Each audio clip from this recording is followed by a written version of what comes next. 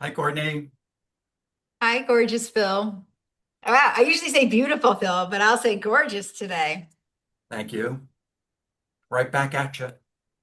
It's so nice to see you. I was thinking we decided that we're always just changing it up, but I we decided this morning that we're going to talk about something different, and then before I actually was I'll say I think we should ask you a question, and I'll say I know my answer, but I'll say is suffering a choice? Is- Suffering is it's not a choice because suffering will happen. It's going to happen. That's what life is. It's how you approach it and transform it that makes all the difference. We can't avoid it. We can't pretend it's not there. It's there, but we don't have to be victim of it. Well, yeah, I think okay, but maybe I think this is an interesting question. Maybe I'm phrasing it wrong. And I'll say to you, well, things bad will happen, but do we have to suffer? I mean, do you see what I'm saying? Because I don't think, I don't, I think we could hurt, and I think we could be sad, and I don't think we have to suffer. I don't think we, Right, I actually don't think we have, I don't think we have to suffer. right. But I'm not saying that you're not going to, I don't know, but I'll say to you, I don't know if this moment is all we have in this present moment. I don't know. I think we're saying the same thing. I know we're saying the same thing. Yeah. I say things will happen. We're in no way protected from what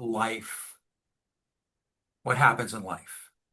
So you can call it misfortune.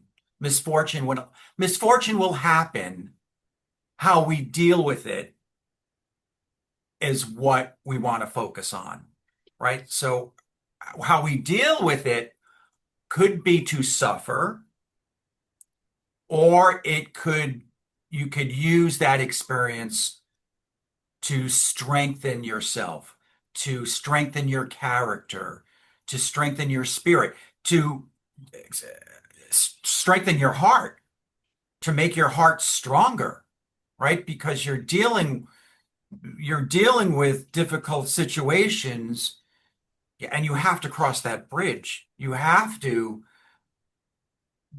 can't you can't circumvent the path.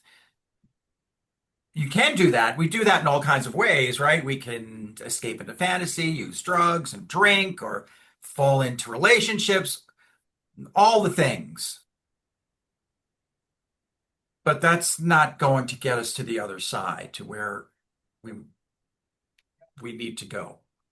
I think this is so interesting just because I'll say you and I know what we were talking about.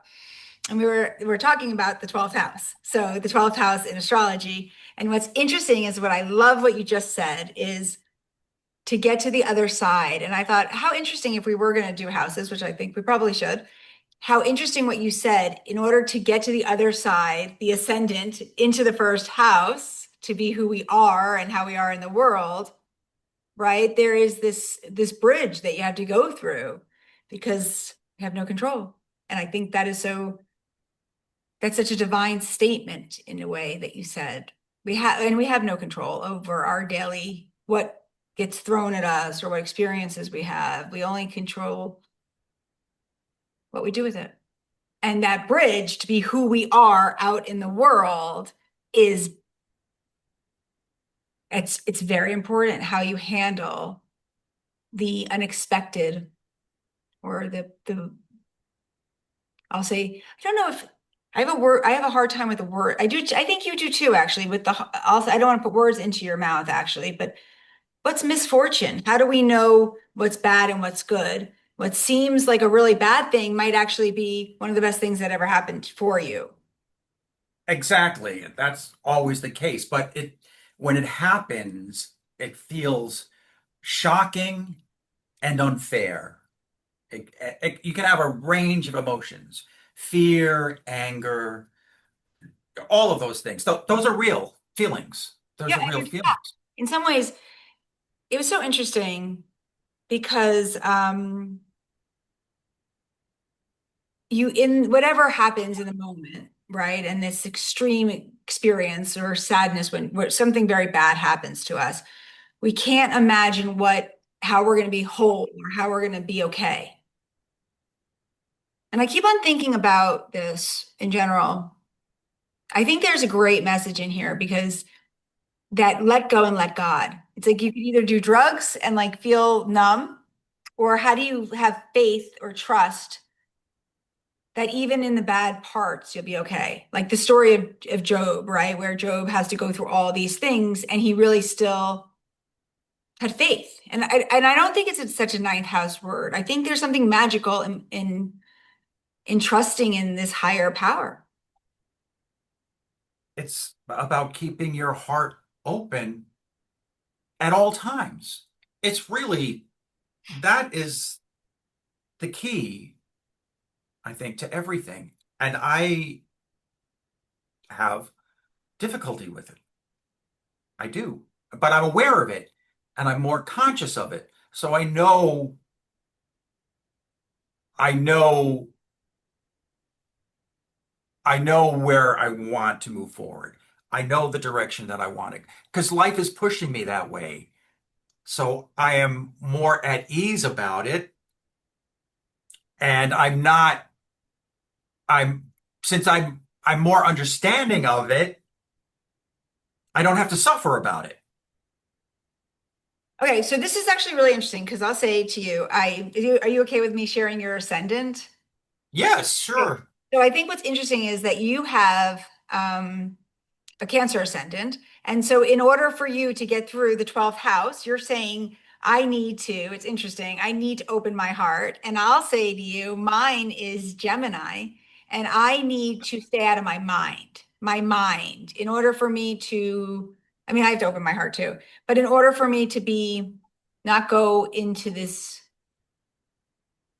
deep crevices of the darkness, mine is almost the opposite. It's like, well, not the opposite, it's keeping my mind open. And so I think there's something about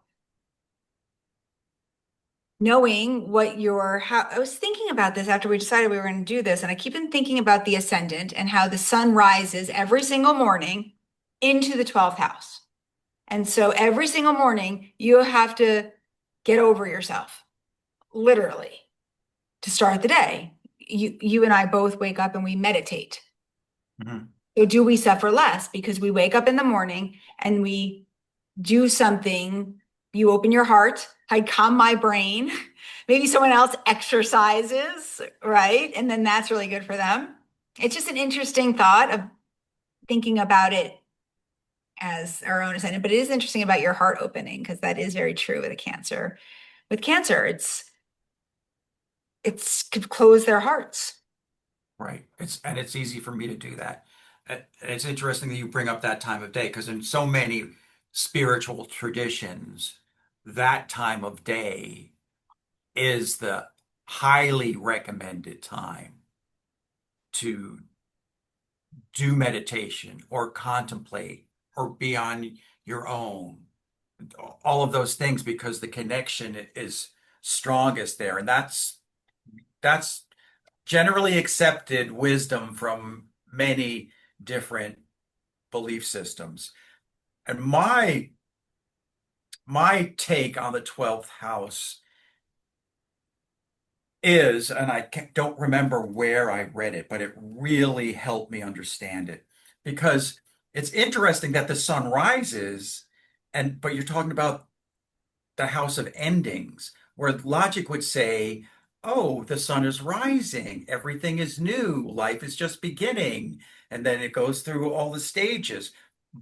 But we do go through the stages, but the houses go in a counterclockwise direction. And what helped me understand that is that in astrology, it is believed that the planets provide guidance. And at night, we can see the stars that astrologers believe guide us. But when the sun rises, those stars disappear. They become hidden.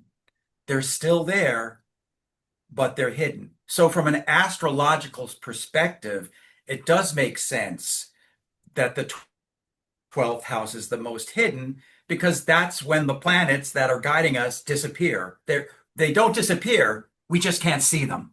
They're still there, but we Wait, can't see them. it's so interesting because I've been waking up every morning and I get to see Jupiter and Venus, Hmm. right? And they're together. I'll send you a picture.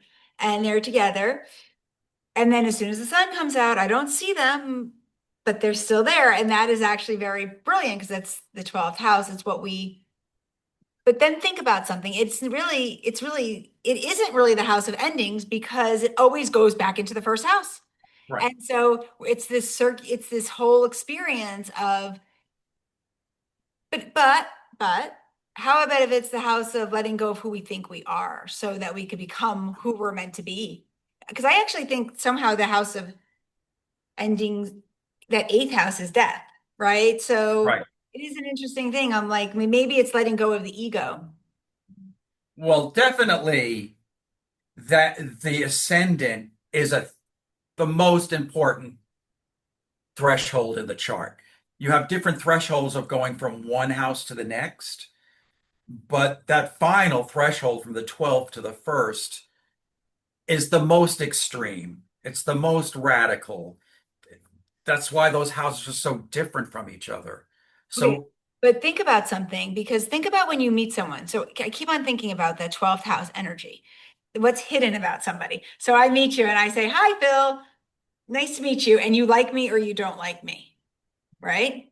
So, but it is right there between the 12th and the first house. And so maybe it's the stuff that's hidden in maybe in ourselves that we don't like about that person. Does that make sense? It has nothing to do with that person. It's just that person's bringing up something in us, or we're bringing something up in them. That's right, right. So we feel it, right. We feel it, but we can't really point to it, but it's there. Just like, the like, planets disappear during the day. It's the vibration is still there. but You think know, about the how important that 12th house really is because are we all a vibrational energy that are moving through this world? And you think about 12th house emotions, about how we feel, about feeling trapped or feeling connected to this divine source. And maybe it's not so dramatic because I think go back to when we're born. We're born, well, maybe it is dramatic. When we're born, I feel like that's very 12th house. We're in the belly, we're swimming and around. we're connected to everything in there. We are totally Connected to our parents' emotions, our mother's emotions, our father's emotions. but we're like the creative consciousness, the divine order, we have a direct straight line to that. Okay, and then we're born. We're pushed out in that world that's very first house in Aries, and we're screaming And and demanding attention. demanding attention and saying, "Hi, I'm here. I have something to say, and I need to survive." But really, who we are was that say within a moment's time, we were still that beautiful swimming thing that was connected to it, all of us. And that is one thing is interesting is you ever see a baby, you love the baby right away. Have you ever seen a baby you don't love? So is it so? I mean, maybe the 12th house is, I actually think the 12th house is the most important house. I really do. I keep on going back. I'm in love with the 12th house. Maybe it's because I say I've had a progressed son in the 12th house for 40 years and I You love under the 12th house. right. You understand it, and it's hard to access. So that's kind of a gift, I think. Well, maybe if I had okay, maybe I keep on thinking about this. Maybe I had to survive. Like wherever our planets are in our house, I have a very heavy 12th house, and right, and then I have the sun that's been going through, and maybe wherever you have all these focuses and all these planets, and wherever that progressed sun is, it's what it's teaching you. And I could have suffered. I think it's interesting, right? Because we could use astrology to support us, or we could use astrology to hurt us. So the higher side of the 12th house is to know God or source, or to know that we're one with one another, or to connect to something so much bigger, to swim with each other and know we're swimming. Or we can feel like we're in prison And we don't have to be in prison to be in prison. So it goes Right. back to it's So you're using the energy of the 12th house in a masterful way. And think about it. That, think about who you are and what you believe in and how you express your beliefs. It's all 12th house. It's and because it's so hidden and hard to access, it means that it's not easy for a lot of people to get it because it's veiled. That's the quality of the 12th house. So you have the advantage of having that 12th house energy, and so you can share it. But for other people, there's fear around it because it's hard to understand. It's not clear. Especially when you compare them to the other houses. Because it's about, it's about other realms. It's about the spiritual. It's about the mystery of life. All those things that are the opposite of being practical well and logical, sixth house, and right? logical. Go back to Logical is logical, right? Logical is one thing, but intuition is something else. And intuition is what I think guides you in your life work. It's your intuition that is what whispering to you. saved me all these years. Like I think that Right. but I think we're all, how would I say we're all so intuitive and we're all so knowing. We're just not listening to the messages. We're much more intuitive than we think we are. And I think that some people have the capacity to listen to it in a better way than a lot of people do. It's just a specific quality that people have. Just like if you were a really good athlete, that would be obvious in the way that you perform on the field in competition. So if you're really spiritually connected, then you would express that. Oh, okay. But how about this? This is so interesting. An athlete works very hard at it, and that's where they put their time in. And I'll say to you, if people put anybody can be connected and remember their divinity if they Yes. put their time in it. And I think this is such an interesting conversation just because Saturn and Neptune are next to each other right now and going to go back into Pisces. And so Mhm. what choice are people going to make? Right. And are they going to put the work into it? You know, are they going to stay on the path of their spiritual goals, whatever they are? Are they going to pursue that and stay with it and be really steady about it? And one way to do that would be to find a way to meditate on a daily basis and stay with it.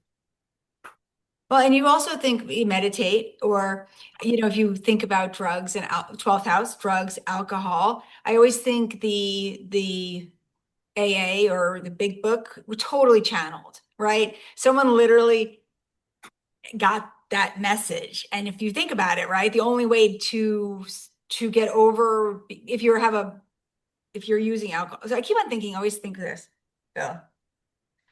It's maybe I think meditation is could be done so many different ways. It's like an intentional thing, right? People can read the Bible. People could read, I think I know people with AA, they read the book, right? They read, and so what came first? Were people looking for the higher power and then they went to alcohol and drugs, and the only way they would find the higher power was through that? Right? I don't know. And I I think those are I think we're all searching for this knowing. We just don't know how to go for it. I don't know if that makes sense. Yeah, I think there's a spiritual longing behind all of these attempts to medicate yourself. There's a spiritual hunger, right? And the big book definitely addresses that. And I absolutely agree with you.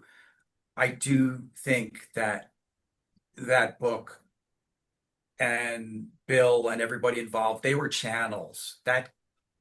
that came down, and their intuition allowed them to manifest it into what it is today, which means the book and the club meetings and the philosophies, and that that was all intuitively. Yes, yes, definitely. And I think what else is 12th house? If we were gonna talk about it, it's what is 12th house? It's I always think about this. How about if people that are crazy aren't so crazy and that they're Right. right? It's like an interesting, What if they're just between two worlds? How do we know? I sometimes think when I see people who are having really, seriously unable to take care of themselves, I sometimes wonder, is it because they're stuck between two worlds? Are they trying to absorb, have conversations? If they are, then their mind can't process that. We're the brain is only built to take on whatever challenges come here on Earth. what we could But see maybe, and what we could see and what's we could see. And so, right, it's an interesting idea of go back to what you said is that there's these hidden, it's what's hidden and what we can't see. And it's the only place really in the whole chart, really, that's, I mean, I think the eighth house is a bit hidden too, but it's very hidden. right. And there are things there. It doesn't mean it's an empty house. There are things there, but they're just hard to access. And they're important things. They're not frivolous. They're really heavy and important. Like what? And So let's talk about, because I'll say to you, obviously, drugs and alcohol are one. We know that confinement's one. We know that, we know, I go back to like the devil card in prison, right? Like that prison is that the handcuffs on you, even though I know people say the devil card's Pluto, but there's something about being trapped in this. I mean, you don't see the devil. Like it's an interesting thing, right? Because like you go back, yeah, I don't know. but It's how many of those traps are mentally constructed? So the idea is to move towards liberation. And the 12th house is the house of liberation. well, and you know, So, the thing is that you ever watch this, it's actually a great. The next time you're on a plane, when you go on a plane, you have to watch this. It's great. It's like it's a movie where they have these people in the prison. It's called, I don't know, it's on Cinemax or something, and they have all these prisoners and they run. There's a group of people. It's in San Francisco. no, it's in LA. It's in LA and Skid Row. It's Skid Row in LA. I know just what you mean. Yeah, it's like a prison in California, and they taught the people to run. And think about that. They got them to do something every day. They had a commitment. They worked hard. It was good for their health. Sixth house. And do you know nobody went back into jail afterwards? They all got out of jail. And you think about how important it is what you do every single day and how you take care of yourself. And if you are not taking care of yourself and doing service things, caring about other people, taking responsibility for your life, you could easily get sucked into this hidden fake Absolutely world that we believe so much, like those hidden fears. right. So if you have, a strong practice or strong belief systems, whatever they may be, whether I agree with them or not, that's not relevant here. Having those strong beliefs really gives you a lot of power because you're not so reactive to everything that comes your way. You have a a more philosophical approach, let's say, or you believe in something larger than just yourself, so that you don't feel overwhelmed. You can place whatever difficult thing happens in the context of your spiritual belief system. And that's very powerful because then you're not a victim. You're not thinking of yourself as someone who doesn't know what step to take next. So if you have a deep core, a very strong core, I'm not talking physical, I'm just talking about belief, then you're going to respond very differently from somebody who does not have that strong core.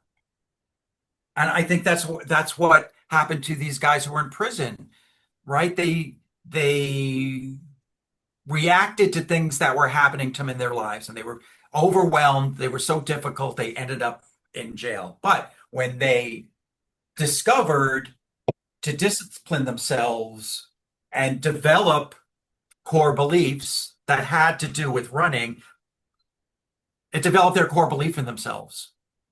Yeah. And Well, so, like you see that true with the Bible, like the people go and they get very religious, right? Or they study the Bible when they're in prison and they do something where it's a daily practice.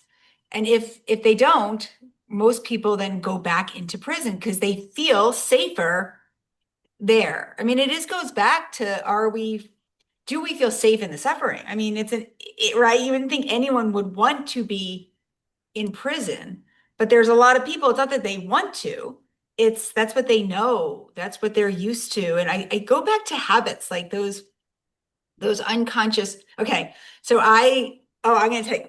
Okay, I'm gonna tell you a secret. I don't do drink. I don't drink, and I don't do drugs anymore at all. I never did drugs really, but I drank, and I don't drink anymore right now for years. But I play with my hair, and I go like this, and I feel, oh, it takes me away. It's like Calgon, take me away. And I was thinking it's what I did when I was younger, when I probably couldn't deal with stuff. That's what I did. I mean, my mother cut off all my hair because I used to knot it. And it's what do we do that's unconscious that makes us feel good. We lose ourselves. right, TV. I mean, it's not such a bad thing at my hair, but is it not such a bad thing? Like, why am I escaping? I do love to play with my hair. Now you know. yes, and that's fine. But people can be Not, but maybe not. Maybe we're supposed to be radically present. Maybe the 12th house to the first house is not so far off. Aries presence, Pisces swimming. And then if you think about it, it is the same because you have to be totally radically present in that 12th house energy to not be rocked, to not be fearful, to not be scared. Because so much of our fear is so unconscious.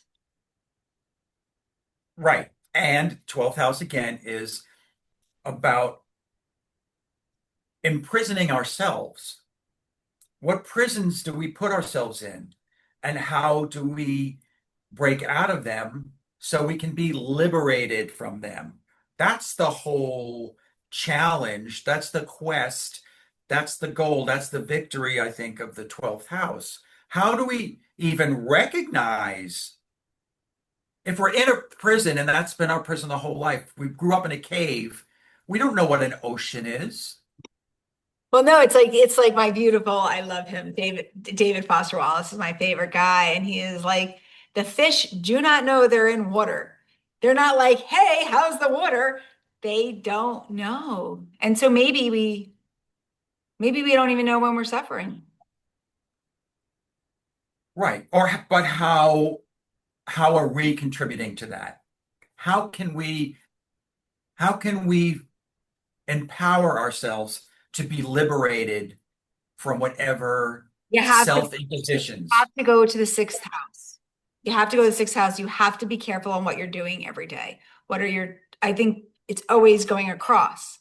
So what are you doing every day? Are you eating well? Are you taking care of your health? Are you drinking water? What are you doing with your time? Like what are you doing with your practical, how are you being of service to, of service, how do you be of of service to service. somebody else besides yourself? How do you Mhm. make a difference in somebody else's life? I mean, greatest way to get over yourself is to just Mhm. do something for somebody else, right? It's Mhm. like get over Mhm. yourself. And I bet, I didn't watch that documentary that you mentioned, but I bet those guys who ran the race are still involved somehow in mentoring new guys and showing them how it's done. So they're giving back, which is, I think that is a belief of AA, right? You give back, you help others. That's Well, and yeah, part of it. that's actually, and what I think is so interesting, and you support others, and you support others. I mean, right? I think you support others, you mentor other people, and I don't know, but the 12th house is also that you're whole, right? You talk about liberation, but I'm whole. Like I am whole. There's nothing wrong with me. How about if I knew that? How if I knew deep down that I was divine and that I'm one with the divine and I'm not alone? I'm not lonely. I think of the word lonely. That is a realization of the 12th house, that you're always connected. You're never alone. Yeah, but you ever go to I'll say to you, sometimes I feel less alone when I'm alone than I'm with a proud crowd of people, right? And having to put on a fall. I go back to that mask of, I don't really want to have these fake, I don't want to put my mask on. I kind of want to Mhm. be, I don't know, my highest side of my 12th house, if that makes sense. Like, or do I want to, I don't know, for my persona. I, I'm the same way. And recently, as I've got older, I've come to the realization that when I'm in situations like that, I realize that I can't think clearly. Like I'm not thinking for myself very clearly when I'm in situations where I feel like there's lots of cross communication, there's lots of busyness, and it's all fine, but I can't, I feel like I'm losing my ability to think when I'm around that. Yeah, so I think we have to go back to this, the importance of seeing that 12th house and the first house as one, like almost as one, seeing how do I, like I'm at it, so I go outside to the world and how do I be present, but I also feel my oneness with you, which would also be that we have an open heart. I mean, if we knew that we were connected with one another and there wasn't a separation with ourselves, is it easier to go to parties or to go into groups of people? Yeah, I can, yes. How do you do that and still not lose yourself in that crowd? Yeah, and I go back. Isn't that interesting? Lose yourself, very 12th house word. I keep on going back is the if okay. Okay, so when we're born, whatever's ascending is the most powerful. I mean, people have different, I don't know how you feel, but there's different ideas that the ascendant has the ruler of the chart is the highest thing in your chart, or is it what's ascending when you're born is the most important? I mean, it's a question, and whatever's ascending is in that 12th house. And so is it that stuff that's the most important in your life, actually? Probably, actually, probably, right? Whatever is the first sign, like what's your, so mine's the moon, so mine's the moon, first thing over my in my 12th house, like from the ascendant up is the moon, so my important thing would be the moon, probably. Where that's where my moon is, same place, right above the horizon. I'm 27 degrees Gemini in the 12th house, almost 28. Yeah, so isn't that, and so mine's Gemini too, and it's so interesting, right? That's interesting, right? Because you have Cancer, and then so you've had to work on your mind too. That's why we're so good at these conversations. Your mind probably is like this too. Yeah, um it is. and our It emotions, absolutely is. heart, and our heart. I mean, that moon is, it is our heart. It's how we feel and how easy it would be, I guess, when we're, that's probably why we have very similar experiences around people and that feeling of, do we feel safe? Do we feel safe out in the world or would we rather hide? Yeah, it's because there's a tenderness to our hearts because of the position that they're in. It's just like you're just a little bit more exposed. And it can be beautiful because I feel like I can feel things and I can appreciate things in a really deep way. If I hear a song it could be anything. I look out the window and I see something beautiful. It really does take my breath away. It does. But at the same time, on the flip side of that is if somebody could say something to me and I can completely misinterpret it or catastrophize it and be because of this tenderness, it's like a extra sensitivity that can hurt me when it doesn't have to. So there's the flip side. It's a great gift and it's a benefit, and I'm grateful that I, you know, have a deep appreciation for things. On the other side of that is that I can allow myself to get hurt. Yeah, okay. Or you could even say that what's hidden. So these hidden emotions that I don't understand hurt me, right? And it's not all so clear on why, right? I mean, it is interesting. Thank you so much, because that's such a great way to see the 12th house, that it might not mean that the person might not have any meaning to it, right? And I have to go back to that sixth house energy. It's kind of critical. It's kind of not good enough. I mean, you go and then you could feel that from another person. So interesting. And then what we can make it, we could get really hurt. And that 12th house is hurt. I mean, why do people drink? Why do people do drugs? Why do people want to watch TV? Why do people eat? You want to feel, you want to be numb because of, I don't just think it's you, Phil. I think we're Courtney, right? It's everybody has a 12th house, and everyone has these suns and these moons that go through the 12th house and these planets, and we're all being asked to not feel lonely and not to feel hurt and not to feel the lower side, feel like a victim. I'm sorry, I don't mean it badly, by the way. No, no, no. No, I completely agree with everything you say. You're absolutely right. But if you can lead with a strong heart, then those slings and arrows don't land because your heart is too strong. It's interesting. So let's go back to the triangular. Okay. So let's go back on making the cross here. And then that's the 12th house, right? That's the 12th house. And then that's the fourth house. And you keep saying the heart. And I'll say to you, you better like yourself. The base of the chart is Cancer, whether you have Cancer there or not, and you better like yourself. Because if you don't like yourself, I think what's interesting is I know you're saying heart, but it's not your heart to anybody else.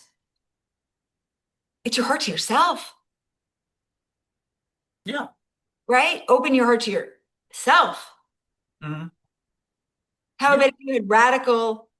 Here's my question to you. How about if the 12th house, just hypothetically speaking, is radical? It's not about endings, it's radical self-acceptance.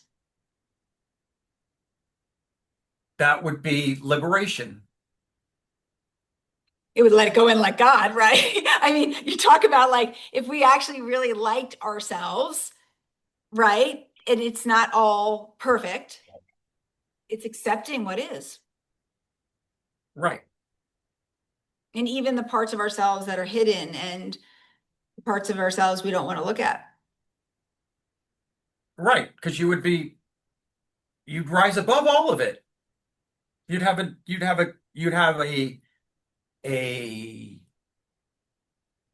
big, wide, loving understanding that would Now, it think of what you just said. I would rise above it all, which is very 11th house.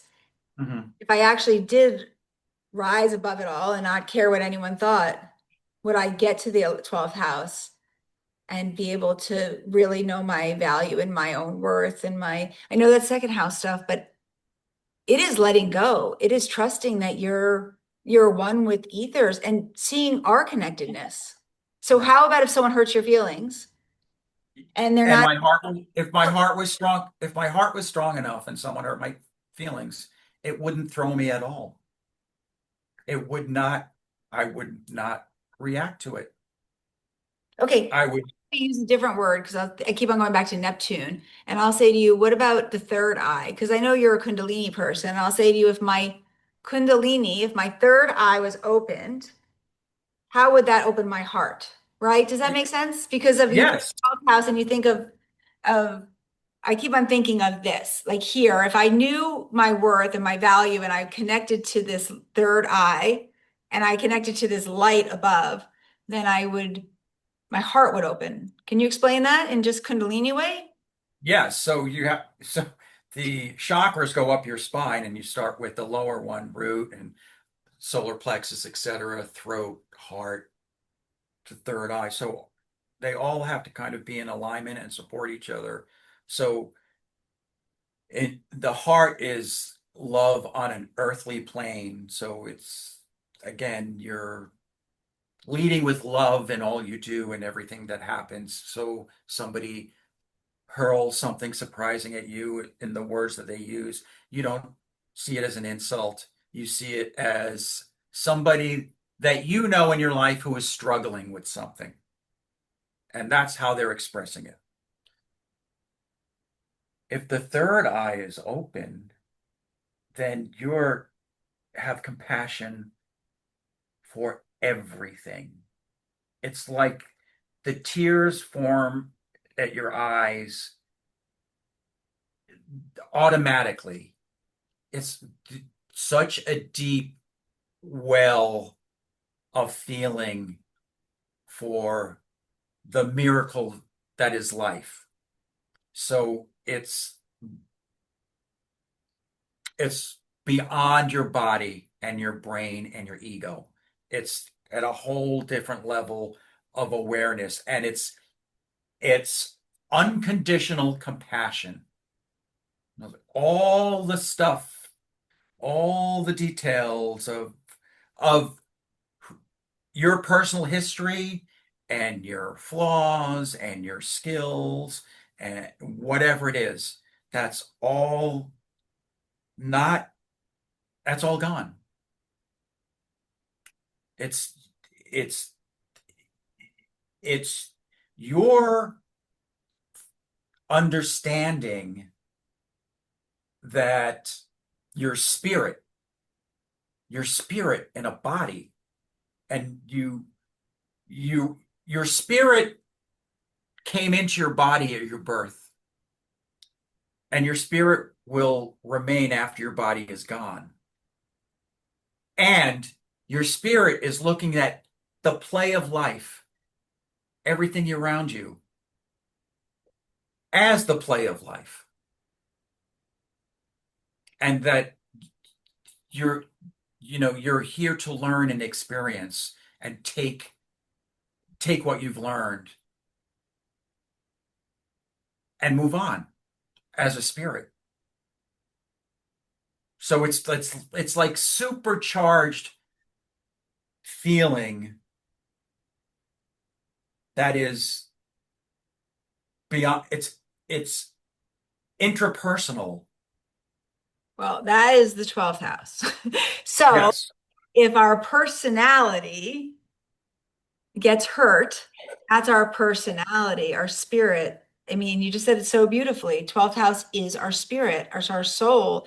It's not endings. It's always been. It's always who we are. It's our force within us. It's this gift that you and I can love one another immensely and not need anything from each other, not need to show up daily, not need to have that sixth house, everything there's or right. But we do. We have to work at things and have an energy and show up in ways and be responsible. But the other side of it is that we get to connect in a much higher way. How about if we could do that with everybody?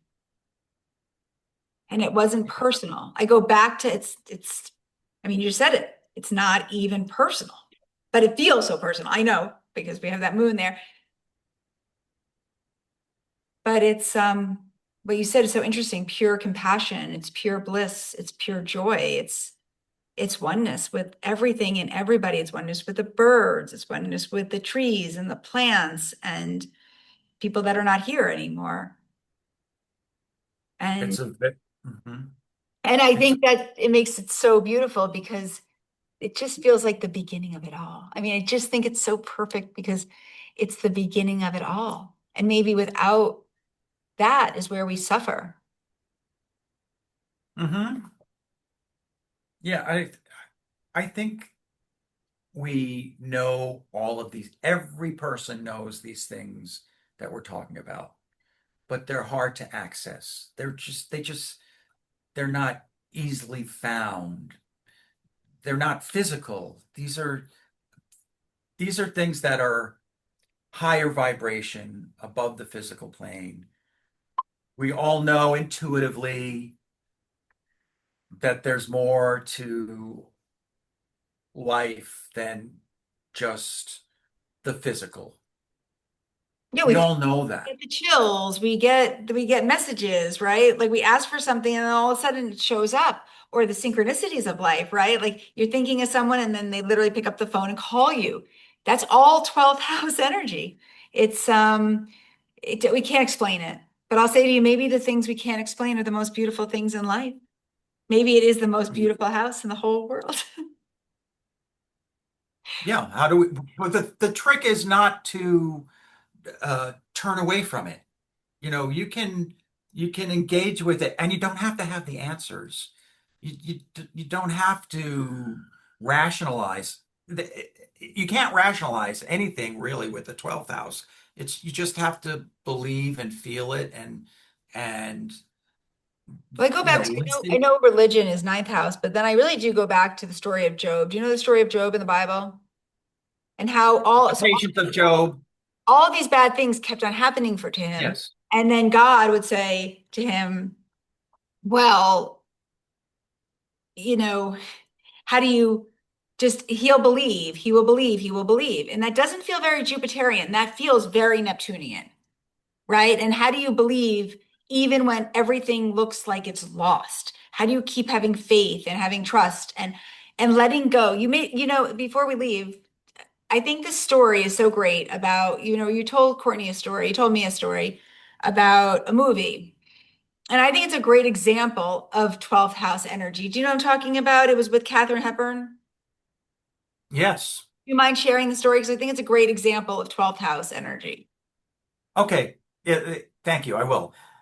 So I watched The African Queen with my family when I was maybe 10, and it was riveting. And for a 10-year-old to watch what I thought was an adult film was a big deal because I thought they were all boring.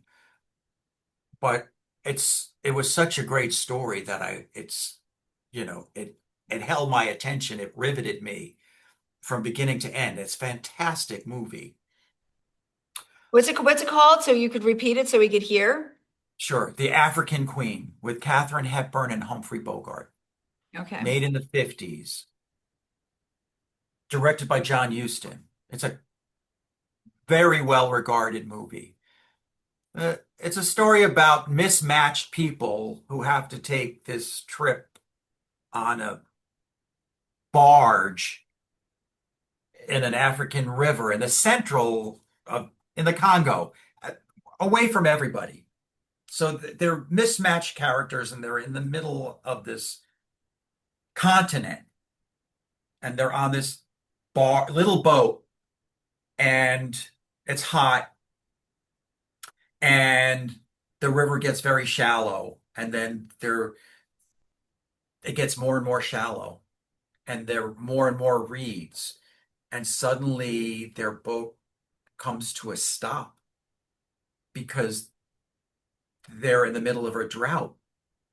There's just no more water and they're in the middle of nowhere and they're dying. They're actually dying. They're dehydrated. They can hardly breathe, but they're able to say goodbye to each other. And as a kid, I was I was almost in tears because I was so involved with these two people and they were dying. And I couldn't for the life of me figure out what could happen next.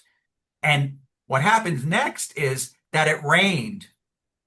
It came down in a deluge and filled the river and lifted the boat and went on their way. But when I was watching this, I couldn't for the life of me figure out how they were going to get out of this one. They did it so well. I have to hand it to them. It's definitely such a great movie. But so that's a metaphor. But it's a perfect example of 12th house, how we're going to get out of the issues or the problems that are right there. And what's interesting is they said goodbye. They let go. And then the moment, I mean, it's brilliant. I mean, it's brilliant. I have to watch the movie. I haven't seen the movie, but it's a perfect example of in that moment, what are you going to do? I mean, what are you going to do? I mean, you could either suffer or you could figure out, I don't know, say goodbye. Mhm. And they didn't say goodbye because then all of a sudden, it's like Job, all of a sudden everything came back to them, right? The water came and You will love this movie. I guarantee you should watch it with your daughters and your husband if they haven't seen it. I It's will. great. I don't think we have, and I'm going to write it down. I'm going to write it Yeah. down right now. Wait, everyone should write it down. African Queen. The African Queen. I think it's a good message because I think movies could teach us I do. I think Hmm. movies, TV, we talked about that, can Hmm. teach us so much about Hmm. Oh yes. life. So Yes. I really, I'll leave you with this. I used to work with a man and he very brilliant, and he used to say, "There's life after everything." Yes. Life compels us to keep moving. Even when we want to stop or we want to hide or we want to pause, life, this is why we say goodbye to our departed ones, right? We say goodbye and we show our respect and we mourn, we always mourn. But everybody knows that life must go on. It has to keep moving forward. We are compelled to do that. Yeah.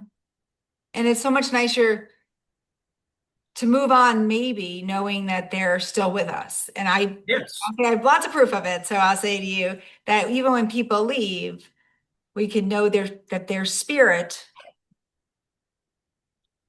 never And goes.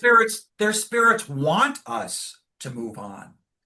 Oh yeah. That They don't want that's what that's right. They would I know they would not be pleased if I were to give up and say I'm not going to move forward. That would not please the people that I love who are not here anymore.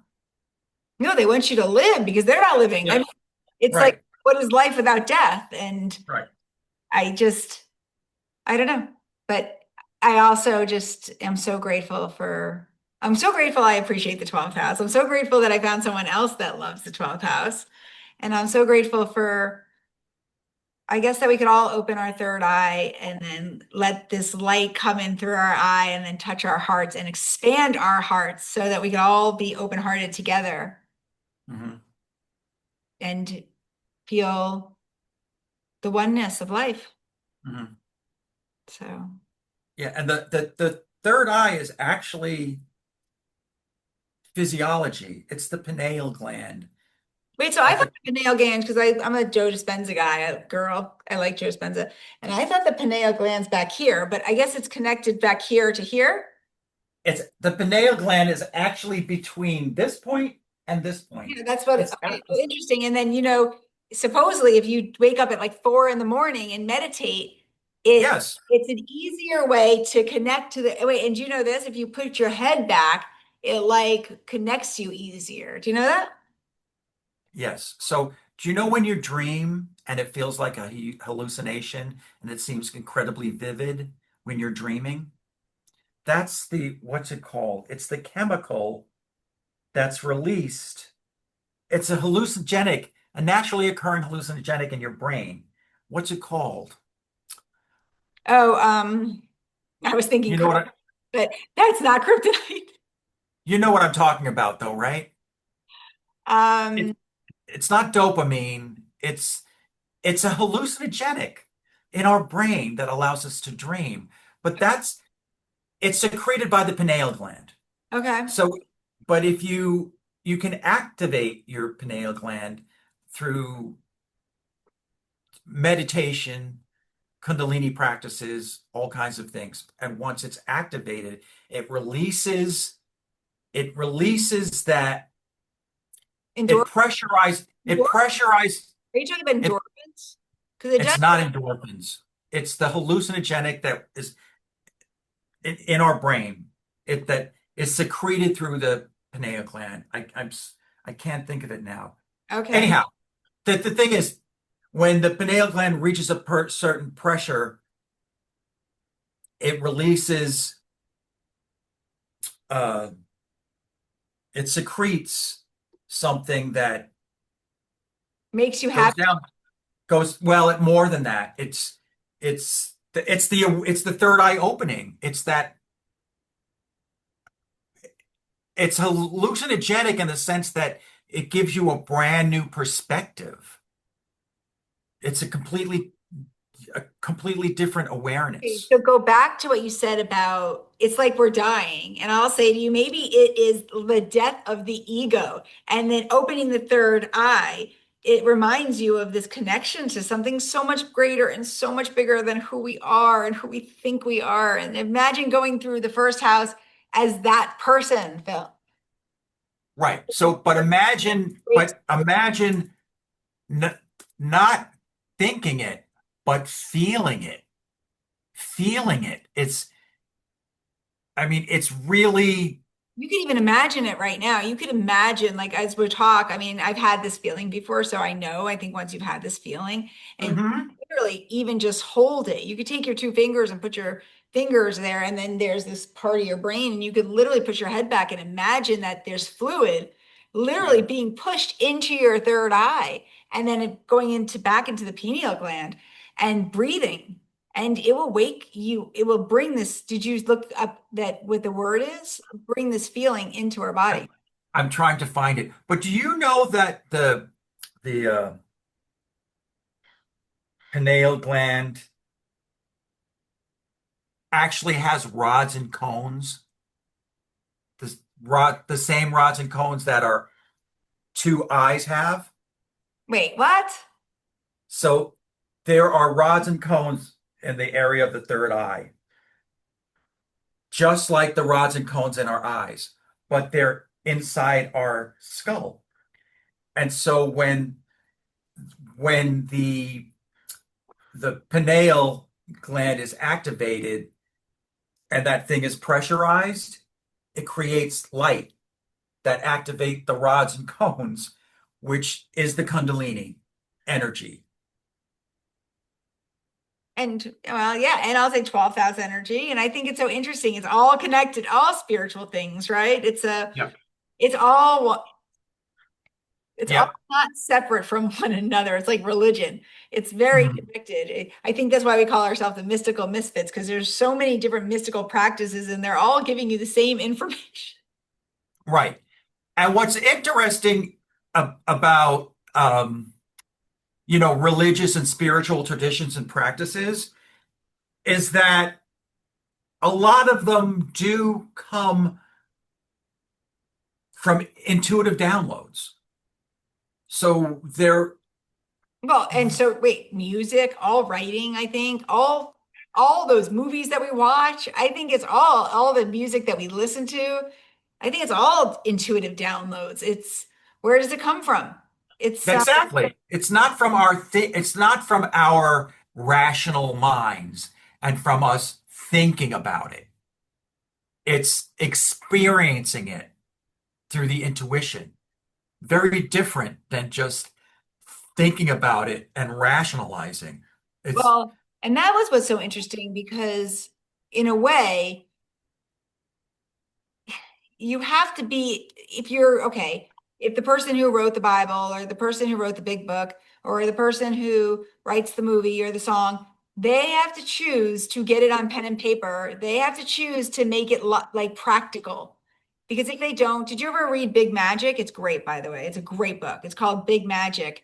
You can listen to it on Audible. It's by the girl who wrote Eat, Love, Eat, Pray. pray, love. Yes, yes, And yes, so yes. if you say, if I get a poem in my head, Hmm.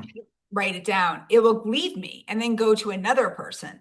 And then that person will write the poem. And then, like when she wrote Eat, Pray, Love, everyone's like, you stole my idea. You took my idea. And they were really angry at her. Like they would come up to her and be like, you stole my idea. She didn't Hmm. steal their idea. They didn't use their idea.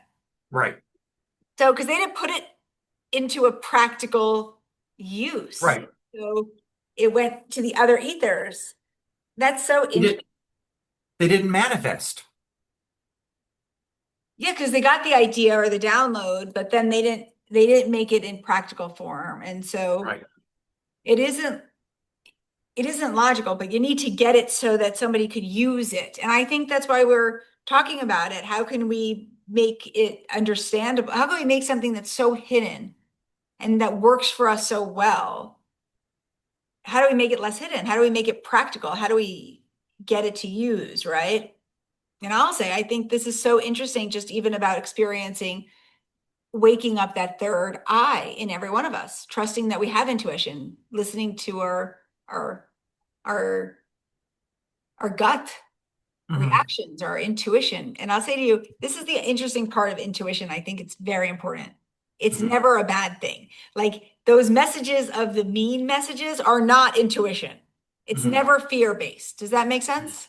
It's always, I think, from my experience, anytime I've ever really been connected, it's always love. Yeah, you cannot be connected to your intuition with fear. Fear is only gets in the way of your connection. Yeah, and I think if you're getting messages of fear, that's not intuition. Does that make sense? I'm Ye- not saying you maybe Yes, go with you're somebody because I think it's yes, a lot of you're time. right.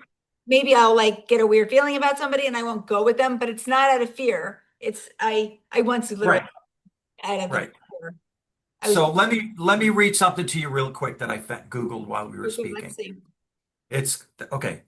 The term third eye is used both metaphorically in spiritual and esoteric contexts, and scientifically to refer to the pineal gland, and more recently to a third type of photoreceptor in the eye. In the context of spiritual or esoteric beliefs, the third eye is often associated with intuition, psychic abilities, and a higher level of consciousness. Scientifically, this is important. The third eye refers to the pineal gland, which is located in the brain and is sensitive to light, containing structures similar to rods and cones. Additionally, a third type of photoreceptor, the melanosopin containing retinal ganglion cells, has been discovered in the eye, playing a role in non-visual light responses like circadian rhythm regulation. It's so Wait, there's it's really important because it goes back to making sure your habits in your day is are important and then waking up with the sun, circadian rhythm. This is so interesting. right. Yes. So yeah, all these things have to be in sync. So definitely follow those cycles. But what it's saying here is that there is a third eye that is sensitive to light. Yeah, if you ever That's physical. That's science. well, and That's not me, woo-woo. my eyes, this makes so much sense because you ever watch me, my eyes are always closing. Like I have such a hard time even when it's not sunny. Hmm. That's so interesting. It's so fascinating. It's So that's science. sensitive to light. I wonder if that's why I have these crevices in my head. It's like that third eye is right there working so hard. Maybe, but it's sensitive to it picks up light within your brain.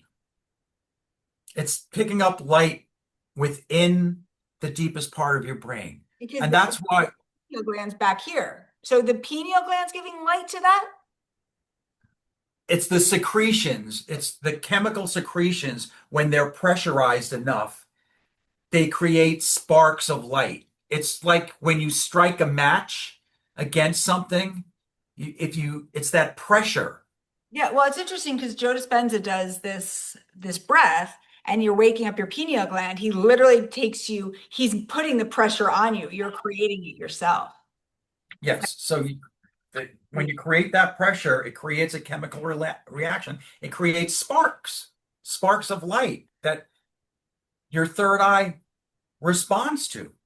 And that's science. That's not me making stuff up. That is science. There's proof. There's science behind. Right.